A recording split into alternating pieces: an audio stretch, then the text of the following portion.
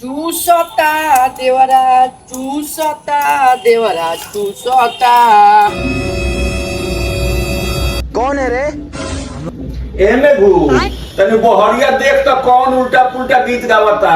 चूसता देवरा चूस। रे साला ई का गीत गावता रे जीवतिया बचाइल बड़े जे गीत गावेल बड़े हैं।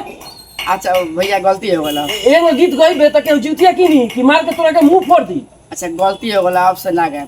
जो जीवतिया बेचे गीत गावता रहो साले। मारम ना एक फट में लग पेड़ निकलल भौजी बहरी जुतिया लाइल बा कोई वो देले बा लो तो काट के ले लोगी। ए जीवतिया ला रोको रोको।